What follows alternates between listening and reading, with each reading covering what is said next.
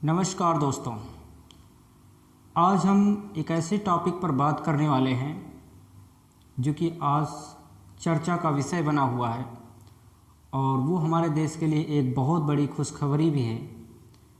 वो चर्चा ये है, वो न्यूज़ ये है कि भारत के जम्मू कश्मीर राज्य में लिथियम का एक विशाल भंडार मिला है और हम ये भी बात करेंगे कि लिथियम का उपयोग क्या होता है, लिथियम हमारे देश की अर्थव्यवस्था को किस तरीके से बूस्टअप कर सकता है और किस तरीके से हमारा देश एक विकसित देश की श्रेणी में आ सकता है, किस प्रकार से हमारे देश के लोगों की प्रति व्यक्ति आय जो है वो दुगनी हो सकती है या किस प्रकार से किसी भी देश का विकास वहाँ पर पाए जाने वाले संसाधनों के ऊपर डिपेंड करता है या खाड़ी देश किस तरीके से अपने संसाधनों के बल पर आज अमीर देशों की श्रेणी में शामिल हो गए हैं।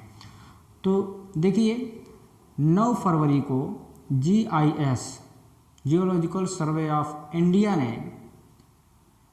एक सूचना दी भारत सरकार को कि भारत के जम्मू कश्मीर राज्य में 59 लाख टन लिथियम का एक विशाल भंडार मिला है, जिसकी कीमत 3.3 लाख करोड़ रुपए आंकी गई है। अगर हमारा देश प्रोडक्शन करने में सफल रहा तो खाड़ी देशों की तरह अमीर बन सकता है।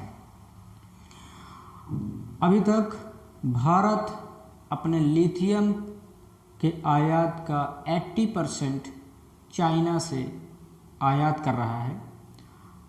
यदि ये जो उत्खनन होगा, अगर ये सफल हुआ तो ये जो विशाल भंडार बताया जा रहा है ये चाइना के लिथियम भंडार से 4 गुना ज़्यादा बड़ा भंडार है। तो इस प्रकार से हमारा देश पूरी तरीके से लिथियम संपन्न हो जाएगा और अन्य देशों को भी निर्यात करके पैसा कमा सकता है। लिथियम की बहुत बड़ी उपयोगिता होती है क्योंकि आज के बदलते हुए इलेक्ट्रॉनिक ज़माने में इलेक्ट्रिक की बनी हुई सभी चीज़ों की जो बैटरीज़ होती हैं उन बैटरीज़ में लिथियम का इस्तेमाल किया जाता है। तो उसी से रिलेटेड हम बात करेंगे कि लिथियम के बारे में कि लिथियम है क्या। देखिए, लिथियम एक ठोस धातु होता है जो कि दुनिया का सबसे हल्का धातु होता है और ये चांदी जैसा सफ़ेद होता है, इसलिए इसको वाइट गोल्ड भी कहा जाता है। और लिथियम इतना सॉफ्ट होता है, इतना कोमल होता है कि आप इसको चाकू से भी आसानी से काट सकते हैं, नाखून से खुरच सकते हैं और इतना हल्का होता है कि आप इसको पानी पर भी तैरा सकते हैं। तो ये हुआ लिथियम के गुण हो गए। अब लिथियम करता क्या है? देखिए, लिथियम जो है केमिकल एनर्जी को इलेक्ट्रिक एनर्जी में कन्वर्ट कर देता है, मतलब रासायनिक ऊर्जा को विद्युत ऊर्जा में कन्वर्ट करने का काम करता है। अब लिथियम के उपयोग पढ़ लेते हैं कि लिथियम क्या क्या काम होता है। देखिए, जितने भी प्रकार की बैटरीज हम बनती हैं, चाहे वो इन्वर्टर बैटरीज हो, मोबाइल की बैटरीज हो या मोटर गाड़ी की बैटरीज हो, जितने भी प्रकार की बैटरीज हैं, सोलर पैनल की बैटरीज हों, इन सभी चीज़ों में लिथियम का इस्तेमाल किया जाता है। लिथियम एक बहुत ही अच्छा और रिन्यूएबल एनर्जी या हरित ऊर्जा के रूप में काम करता है। तो अब हम बात करते हैं कि लिथियम को किस प्रकार से हम यूज कर सकते हैं। लिथियम को मैंने बताया कि बैटरी के बनाने में इस्तेमाल किया जाता है। 2 प्रकार की बैटरीज होती हैं, लिथियम बैटरी और lead acid batteries. Lithium batteries और लेड एसिड बैटरीज में क्या अंतर होता है, पहले इसको समझ लें, तब हम समझ जाएंगे कि लिथियम की उपयोगिता कितनी ज़्यादा है और ये कितना वैल्यूएबल होता है। अगर बात करें लिथियम बैटरी के लाइफ की, तो लिथियम बैटरी की लाइफ जो होती है वो 10 से 15 वर्ष होती है, जबकि लेड एसिड बैटरी की लाइफ होती है 3 से 12 वर्ष। अब दूसरा जो पॉइंट आता है रिचार्ज का, लिथियम बैटरी को हम 4000 बार रिचार्ज कर सकते हैं, जबकि लेड एसिड बैटरी को हम 1300 बार ही रिचार्ज कर सकते हैं। वेट की बात करें तो लिथियम बैटरी लाइट वेट होता है, इसका वज़न हल्का होता है, जबकि लेड एसिड बैटरी 3 गुना ज़्यादा भारी होती है। अगर चार्जिंग की बात किया जाए तो जो लिथियम बैटरी होती है वो फास्ट चार्ज होती है और lead acid battery slow charge होती है। लिथियम बैटरी का मैनेजमेंट सिस्टम अच्छा होता है और इसका मैनेजमेंट सिस्टम नहीं होता है। अगर क्षमता की बात किया जाए तो लिथियम बैटरी की क्षमता बहुत ज़्यादा होती है और लेड एसिड बैटरी की क्षमता कम होती है। लिथियम बैटरीज कई शेप में आती हैं, उनको कई डिज़ाइन में बनाया जा सकता है, जबकि लेड एसिड बैटरीज जो होती हैं उनका एक ही शेप होता है। तो ये हुआ लिथियम बैटरी और लेड एसिड बैटरीज में डिफरेंट। तो हम समझ सकते हैं कि ये कितना ज़्यादा वैल्यूएबल है। अब बात करते हैं कि 1 टन लिथियम बनाने में कितना पानी लगता है। देखिए, कोई ना कोई चीज़, अगर कोई चीज़ फ़ायदेमंद होती है तो उसमें उसका कुछ साइड इफ़ेक्ट भी होता है। लिथियम 1 टन लिथियम बनाने में 20 लाख लीटर पानी का इस्तेमाल किया जाता है। आप समझ सकते हैं कि 20 लाख लीटर पानी की कीमत क्या होती है, वो एक प्यासे इंसान से ही पूछा जा सकता है या वही बता सकता है।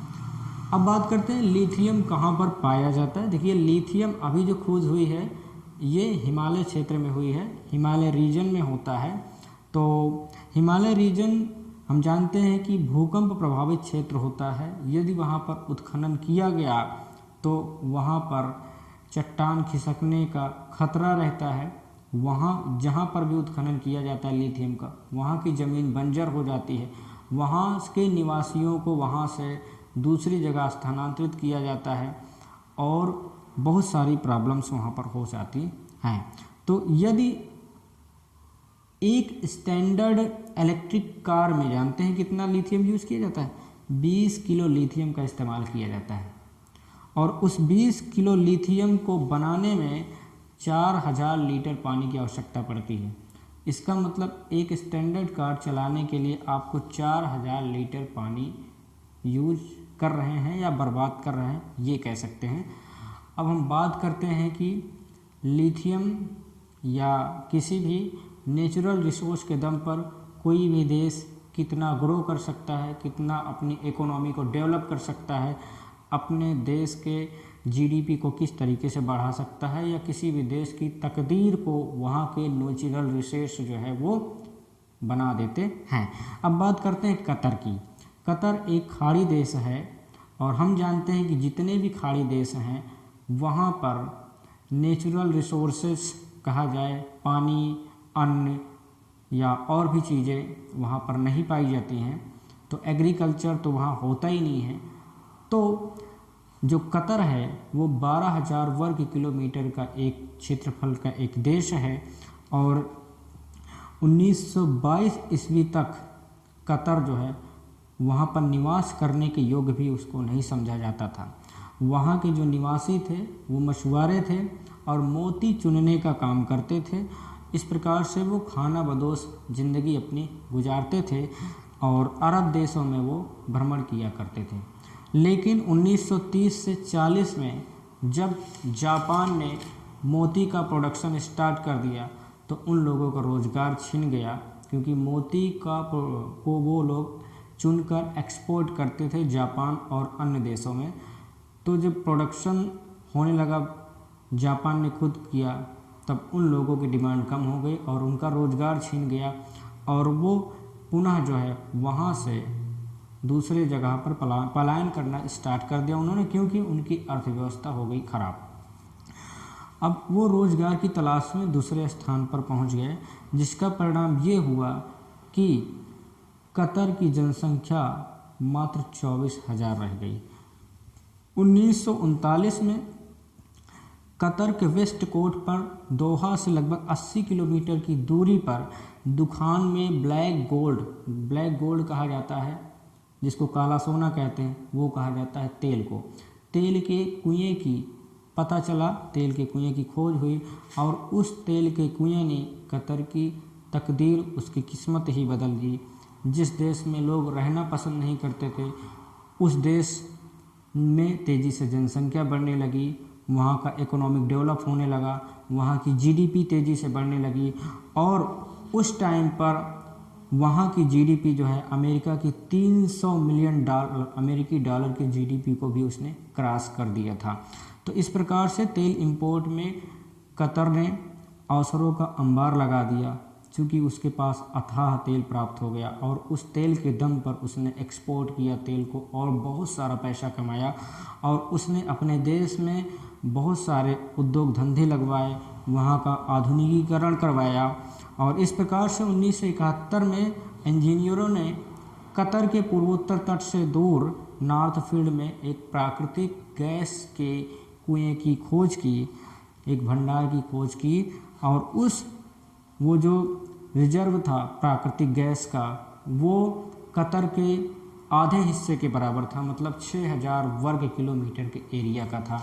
तो आप समझ सकते हैं कि किसी भी देश के आधे हिस्से के बराबर यदि किसी भी नेचुरल रिसोर्स का पता चल जाए तो वो उसका कितना ज़्यादा उसकी किस्मत बदल जाती है।